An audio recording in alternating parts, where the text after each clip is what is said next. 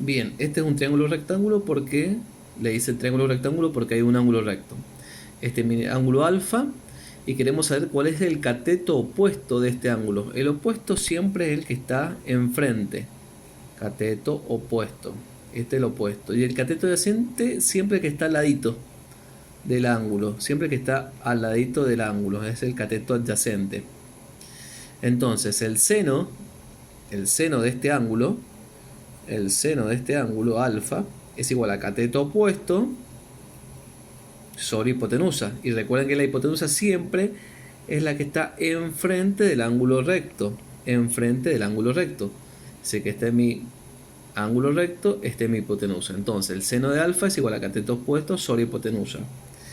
El coseno de alfa es igual al cateto adyacente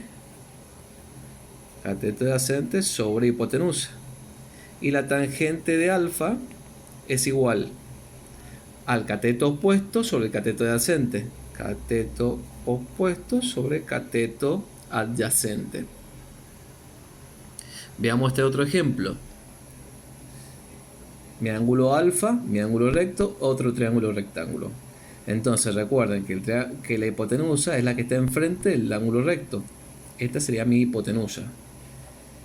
El cateto opuesto a mi ángulo alfa, el cateto opuesto siempre es el que está enfrente. Es decir, que este sería mi cateto opuesto. Y el cateto adyacente siempre es el que está al ladito, cateto adyacente.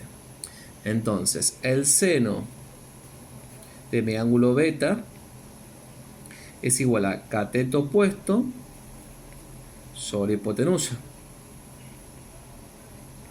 El coseno de mi ángulo beta es igual al cateto opuesto, cateto adyacente, perdón, sobre hipotenusa.